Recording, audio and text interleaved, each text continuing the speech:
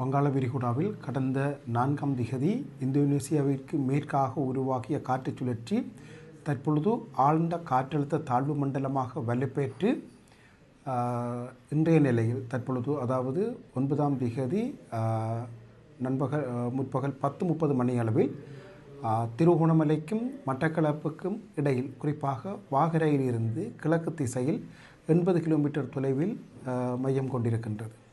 இது மேலும் தொடர்ச்சியாக வடக்கு வடமேற்கு திசை நோக்கி நகர்ந்து நாளை நண்பகல் அளவில் யாழ்ப்பாணத்திற்கு அண்மையாக கரையை கடக்கும் என எதிர்பார்க்கப்படுகின்றது. கடந்த சில நாட்களாக இந்த ஆழ்ந்த காற்றழுத்த தாழ்வு மண்டலத்தினுடைய நகர்வில் ஒரு கணிசமான அளவு வேக தாமதம் காணப்பட்டிருந்தது. குறிப்பாக ஆரம்பத்தில் உருவாகிய காலத்திலிருந்து மணிக்கு 6 கிலோமீட்டர் வேகத்தில் நகர்ந்த இந்த ஆழ்ந்த காற்றழுத்த தாழ்வு மண்டலமானது அதன் பின்னர் சற்று குறைவடைந்து மீளவும் மணிக்கு 9 கிலோமீட்டர் வேகத்தில் நகர்ந்து தற்பொழுது மணிக்கு 12 கிலோமீட்டர் வேகத்தில் நகர்ந்து வருகின்றது. இந்த நகர்வு பாதையை பொறுத்தவரையில் தற்பொழுது கிழக்கு கரை ஊடாக வடக்கு வடமேற்கு திசை நோக்கி நகர்ந்து யாழ்ப்பாணத்தை அண்மிக்கும் பொழுது வலு குறைந்து ஒரு தாளமுக்க நிலைமையை அடைந்து அதன் பின்னே கரையை கடக்கும் என எதிர்பார்க்கப்படுகின்றது. தற்போதைய நிலையின் அடிப்படையில் மாதிரிகளின் பொதுமைப்படுத்தப்பட்ட பார்வையில் இது யாழ்ப்பாணத்திற்கு வடக்காக தமிழ்நாட்டை நோக்கி செல்லும் என எதிர்பார்க்கப்படுகின்றது.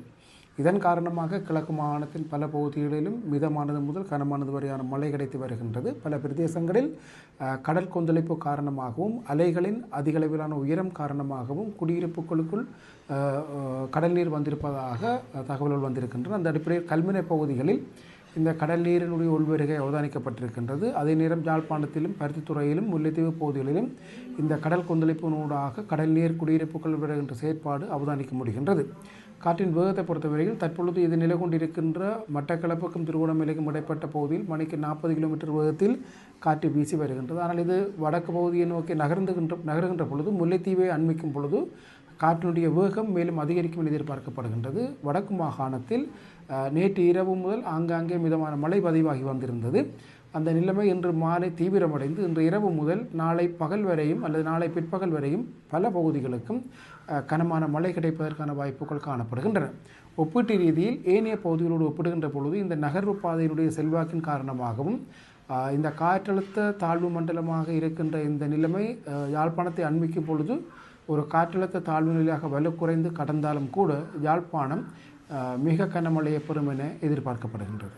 ஆரம்பத்தில் இந்த காற்றழுத்த தாழ்வு மண்டலத்துடைய நகர்வு பாதையை மலையகம் நோக்கியதாகும். குறிப்பாக அம்மாந்தோட்டைக்கும் கல்முனைக்கும் இடைப்பட்ட பகுதியினூடாக நிலப்பகுதிக்குள் பிரவேசிக்கும் என மாதிரிகள் காட்டியிருந்த பொழுதும் தற்சமயத்தின் நிலைமையின் அடிப்படையில் மலையகத்திற்கு இந்த ஆழ்ந்த காற்றழுத்த தாழ்வு மண்டலத்தால் எத்தகைய பாதிப்புகளும் கிடையாது. ஆரம்பத்தில் இந்த பாதையினூடாக நகர்ந்தால் பாதிப்புகள் இருக்கும் என எதிர்கூறப்பட்டிருந்தது. ஆனால் தற்பொழுது இந்த காற்றழுத்த தாழ்வு மண்டலத்தினுடைய நகர்வு வடக்கு வடமேற்கு திசை நோக்கி நகரும் என உறுதிப்படுத்தப்பட்டிருப்பதனால் மல்லிகத்துக்கான ஆபத்து நீங்கி இருக்கின்றது. ஆனாலும் மத்திய மாகாணம், ஊவா மாகாணம், சப்டகமுவ மாகாணத்தின் ஒரு சில பகுதிகளில் ஆங்காங்கே கனமழை முதல் மிதமான மழை பதிவாவதற்கான வாய்ப்புகள் காணப்படுகின்றன. ஆரம்பத்தில் இந்த ஆழ்ந்த காற்றழுத்த தாழ்வு மண்டலத்தினுடைய நகர்வு மற்றும் அதனுடைய மைய சுழற்சி அதனுடைய முகில் வலயங்களின் அடிப்படையில் அதிகூடி அளவிலான மழை வீழ்ச்சி கிடைக்கும் என கணிப்பிடப்பட்டிருந்தாலும் கூட அந்த நிலைமை தற்சமயம் மாற்றமடைந்து யாழ்ப்பாண மாவட்டத்திற்கு கிட்டத்தட்ட 100 தொடக்கம் 180 மில்லிமீட்டருக்கு உடைப்பட்ட மழை வீழ்ச்சி கிடைப்பதற்கான வாய்ப்புகளே தற்சமயத்தில் காணப்படுகின்றன. ஆனால் தொடர்ச்சியாக மழை கிடைத்து ஒரு 100-150 மில்லிமீட்டர் மழை வீழ்ச்சி ஒரு குறுகிய நேரத்திற்கு கிடைக்கும் வாய்ப்பு இருப்பதனால் சில தாழ்வான பகுதிகளில் வெள்ள நிலைமைகள் ஏற்படுவதற்கான வாய்ப்புகளும் காணப்படுகின்றன. இன்றைய நிலையில் இந்த ஆழ்ந்த காற்றழுத்த தாழ்வு மண்டலத்தின் காரணமாக கிடைக்கின்ற மழை முழுவதுமே கடல் பகுதிகளிலேயே தொடர்ந்து கிடைத்து வருவதனால் பெருமளவான பகுதிகளில் எதிர்பார்த்த அளவுக்கு மழை கிடைப்பதற்கான வாய்ப்புகள் குறைவாகவே இருக்கின்றது.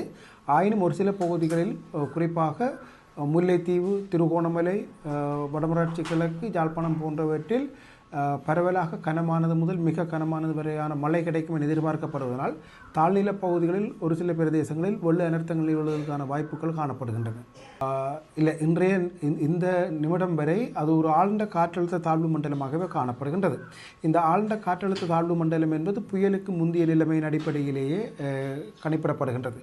ஒரு ஆழ்ந்த காற்றழுத்த தாழ்வு மண்டலத்துடைய மைய அமுக்கம் மேலும் குறைவடைகின்ற பொழுதே அது ஒரு புயலுக்குரிய அடிப்படையை பெறுகின்றது. ஆனால் தற்பொழுது நிலவுகின்ற இந்த ஆழ்ந்த காற்றழுத்த தாழ்வு மண்டலத்தினுடைய மையப்பகுதியுடைய அமுக்க நிலைமைகள் இது ஒரு ஆழ்ந்த காற்றழுத்த தாழ்வு மண்டலமாகவே தொடர்வதற்கான வாய்ப்புகளை கொண்டிருக்கின்றன. ஆனாலும் இந்த ஆழ்ந்த காற்றழுத்த தாழ்வு மண்டலம் யாழ்ப்பாணத்தை அண்மிக்கின்ற பொழுது இது ஒரு தாழ்வு நிலையாக வலுக்குறைந்து யாழ்ப்பாணத்திலிருந்து விலகிச் செல்வதற்கான வாய்ப்புகள் காணப்படுகின்றன. ஆனாலும் யாழ்ப்பாணத்தில் தற்போதைய நிலையில் மாதிரிகளின் அடிப்படையில் யாழ்ப்பாணத்தினுடைய கரையோர பகுதியை மிக நெருக்கமாக அண்மித்தே அது விலகும் என எதிர்பார்க்கப்படுகின்றது. நிச்சயமாக இது எங்களுடைய யாழ்ப்பாண மாவட்டத்திலிருந்து விலகி செல்கின்ற பொழுது அது வடமேற்கு திசை நோக்கி நகர்ந்தால் தென் தமிழ்நாட்டு பகுதிகளில் குறிப்பாக காரைக்கால், புதுச்சேரி போன்ற பகுதிகளில் அதிகளவான மழையை பொழிவிக்கும் என எதிர்பார்க்கப்படுகின்றது. நிச்சயமாக வடமத்திய மாகாணத்தினுடைய பெருமளவான குளங்கள் வான்பாய்வதாக தகவல்கள் தெரிவிக்கின்றன. அத்தோடு புலனறுவை மாவட்டத்திலும் மட்டக்களப்பு மாவட்டத்திலும் ஒரு சில குளங்கள் வான்பாய்வதாகவும் தகவல்கள் தெரிவிக்கின்றன. ஆகவே தொடர்ச்சியாக மழையும் கிடைத்து இந்த குளங்களும் வான்பாய்ந்து கிடைக்கின்ற அதிகளவான மழை வீழ்ச்சி குளங்களுடைய நீர்மட்டத்தை மிக அதிகரித்தால் பல பகுதிகளில் இத்தகைய குளங்களின் மேலதிக உபரி நீரினால் அந்த தாழ்நில பகுதிகளில் வெள்ள அனர்த்தங்கள் ஏற்படுவது தவிர்க்க முடியாதாக இருக்கின்றது. ஆகவே மக்கள் குறிப்பாக இந்த குளங்களின் கீழ் உள்ள மக்கள் தொடர்ச்சியாக அடுத்த 72 மணித்தியாலங்களுக்கு குறிப்பாக வடக்கு மாநிலத்தைச் சேர்ந்த மக்கள் அடுத்த 72 மணித்தியாலங்களுக்கு மிகவும் அவதானமாக இருப்பது அவசியம்.